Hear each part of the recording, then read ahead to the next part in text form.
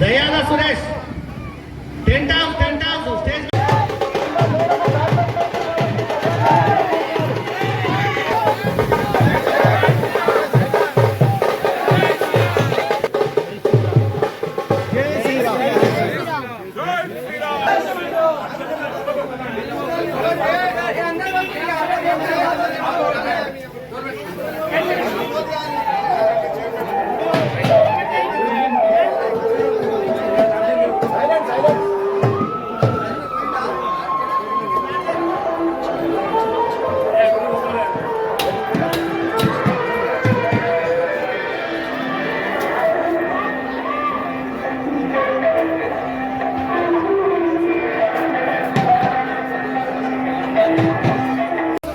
మన మండల్ పరిషత్ స్కూల్ నుంచి చిన్నారులు మరి ఇక్కడ నృత్యం చేయడానికి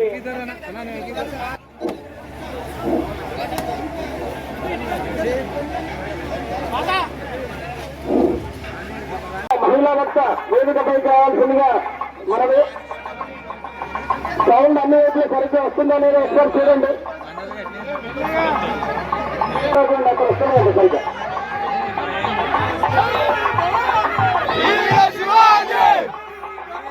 వీర శివాజీ జై శ్రీరామ్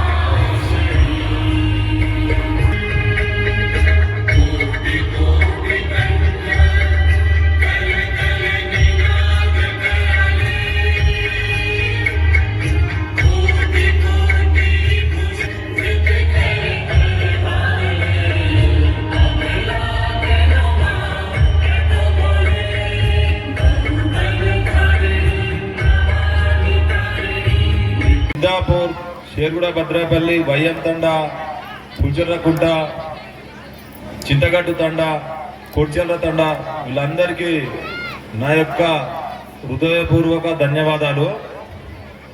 హిందూ సమ్మేళనం అనేది మనం ఈరోజు జరుపుకుంటున్నాము. ఈ వేదిక మీద ఉన్న మన స్వామీజీ గారు, పెద్దలు, వాళ్ళందరికీ, ఇక్కడ వచ్చిన సర్పంచులకు, పెద్దలందరికీ ధన్యవాదాలు. మనం హిందూ సమ్మేళనం అనేది ఈరోజు మనం జరుపుకుంటున్నాము. హిందువులమంతా బంధువులం అనేది ఒక 100 సంవత్సరాల కింద ఏర్పాటు చేయడం జరిగింది. మనము మన వద్దకు తెచ్చుకొని మనం ఈరోజు కార్యక్రమం చేసుకోవడానికి మనకి ఈరోజు అవకాశం దొరికింది. సిద్ధాపూర్లో హిందువులమంతా ఒకటే అంటే ఒక గత 100 సంవత్సరాల కింద కులాల విధంగా వాళ్ళు ఈ కులము ఆ కులం అని చెప్పి మనందరినీ విడదీసి గత 100 సంవత్సరాల కింద దేశానికి వ్యాపారం కింద వచ్చి వ్యాపారం పేరుతోటి విడదీసి మన లోపల ఐక్యత లేక మనని విడదీసి మనని పాలించి మన తానున్న సంపదనంతా దోచుకోపోవడం జరిగింది.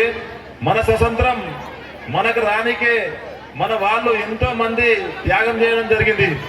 ఈ రోజు వాళ్ళంతా చేసిన త్యాగం వలనే మనం అందరం ఈ రోజు ఇంత సంతోషంగా ఉండగలుగుతున్నాం. కష్టపడి మనం స్వతంత్రం తెచ్చుకున్నాం, కానీ ఈ స్వతంత్రం అనేది మన చేతుల నుంచి ఎట్లా పోయిందనేది ఒక వ్యక్తి చేసి ఇది కరెక్ట్ సిస్టమ్ కాదు, మన మీద వచ్చి వేరేళ్ళు పెత్తనం చేయడం ఏందని ఆలోచన చేసి మనం కులాల పేరు మీదతోటి విడిపోతున్నాం, ఇది కరెక్ట్ కాదంటని చెప్పి హిందువులం అందరం ఒకటే అనే నినాదంతో ఈ హిందూ సమ్మేళన అనేది 100 సంవత్సరాల కింద కార్యక్రమం స్టార్ట్ చేయడం జరిగింది.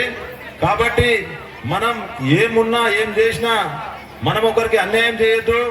మనకు అన్యాయం జరిగినప్పుడు వాళ్ళు ఈ కులమా ఆ కులం అనేది చూడకుండా అన్యాయాన్ని ఎప్పుడైతే ఎదిరిస్తామో మనకు కంపల్సరీ న్యాయం జరుగుతుంది.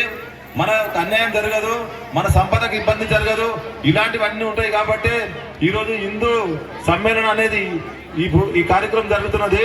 ఈ కార్యక్రమానికి వచ్చిన మన అక్కలు అమ్మలు మన పిల్లలకు మనం ఇచ్చేవలసిన సందేశం ఏంటంటే, గత 50 సంవత్సరాల నుంచి మనం ఏం చేస్తున్నాం ఏం కథ అనేది ఉంది. ఈరోజు కొత్తగా ఏమైపోయిందంటే మనకు ఒక ఫోన్ అనేది వచ్చేసింది. ఆ ఫోన్ తోటి ఏం చేస్తున్నాం అనేది మనం చూసుకుంటలేము అని మనం మర్చిపోతున్నాము. దాని గురించి మన స్వామీజీ గారు మన వేదిక ఉన్న పెద్దలు మనకు చెప్తారు. మన పిల్లలకు రోజు తినడానికి ఎంత మనం తిప్పల పడతామో, స్కూల్కి పోవడానికి ఎంత తిప్పల పడతామో, పిల్లలు మంచి ఆలోచనతోటి భవిష్యత్తులో తల్లిదండ్రులకు పెద్దలకు గవర్నమెంట్ ఇవ్వాలనేది కూడా మనం కంపల్సరీ వాళ్ళకు నేర్పుకోవాల్సిన బాధ్యత మనది ఉంది. ఇక్కడ ముఖ్యంగా ఒక సూచన చేయదలుచుకున్నాం.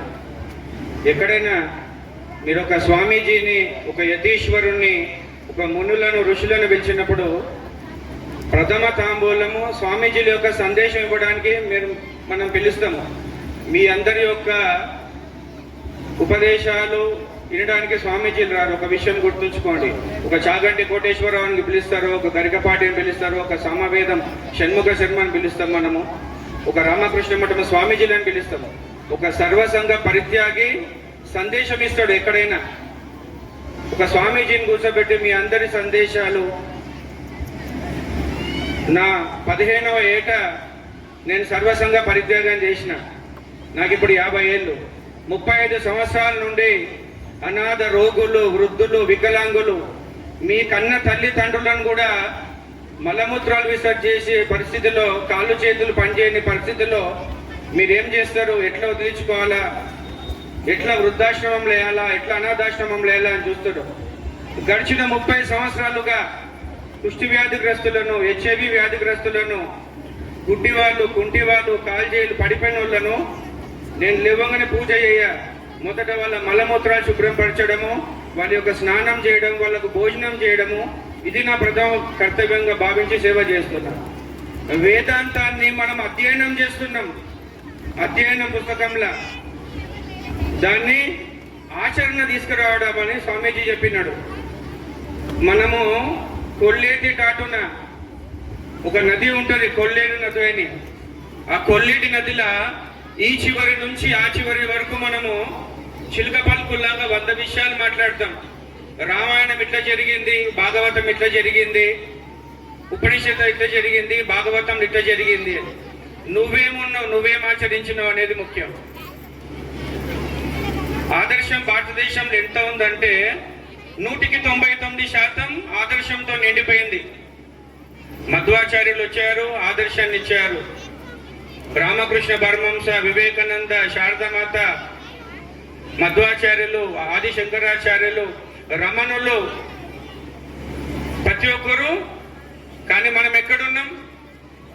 వివేకానంద వారు అంటారు, మానవ జీవితానికి 1% ఆదర్శానికి 99% కార్యాచరణ ఉండాలా, పని చెయ్యాలా. గాలిలో దీపం పెట్టి ఈ దీపాన్ని దేవుడే రక్షిస్తాడంటే కాదు. మనం ఏం చేస్తాం? రామ, కృష్ణ, పరంధామ, నా బిడ్డకు సంబంధం కుదరాలా, నాకు మంచి ఇల్లు కావాలా, నాకు ఫామ్ హౌస్ కావాలా. నువ్వు కష్టపడవు, నీకు రావాలా. పలానా వ్రతం చేస్తా, పలానా నోము చేస్తా. అది కాదు పద్ధతి. దేవుడు ఎక్కడున్నాడు రా అని ఒకసారి వ్యక్తి అడిగినప్పుడు రవీంద్రనాథ్ ఠాగూర్ అంటాడు, అరే మీ దేవుడు అక్కడ లేడురా గుడిలో గోపురంలా. ఒక కర్షకుడు ఒక శ్రామికుడు పని చేస్తున్న దగ్గర, చెమట చిందిస్తున్న దగ్గర, వస్త్రమంతా చెమటతో నిండిపోయిన దగ్గర అక్కడ భగవంతుడు ఉన్నాడు. అంతే తప్ప చిలుక మాదిరి పలుకులు చెప్తూ మిట్ట వేదాంతాన్ని బోధిస్తూ ఈ ధర్మాన్ని అంతా కూడా మనం భ్రష్టు పట్టించినాం. మనం గుర్తుంచుకోవాలి, సనాతన ధర్మం అసలైన డెఫినేషన్ సూత్రం చెప్తా వినండి. ప్రాచీన ధర్మ సూత్రం ఏం చెప్పింది మనకు? మాతృదేవోభవ, పితృదేవోభవ, ఆచార్య దేవోభవ అని చెప్పింది. కానీ నవీన దార్శనికుడు ఈ యుగ ప్రవక్త వివేకానందుడు 3 రోజులు కన్యాకుమారిలో తపస్సు చేస్తాడండి. అతని పరిస్థితి ఎట్లుందంటే, అంతకు ముందు 2-3 రోజుల నుంచి ఆయన భోజనం చేయలే. రామకృష్ణ పరమహంస నుంచి ఒక దీక్ష తీసుకుంటాడు, సన్యాస దీక్ష. ఆసేతు హిమాచలం, కాశ్మీర్ నుండి కన్యాకుమారి వరకు వాడు పర్యటిస్తాడు. ఈ గురువు యొక్క విద్య, ఈ ఆధ్యాత్మిక విద్యను నేను నా దేశస్తులకు బోధించాలా. ఎక్కడ కూడా ఆయనకు ఆ ప్రవచనం వినే పరిస్థితి లేదు.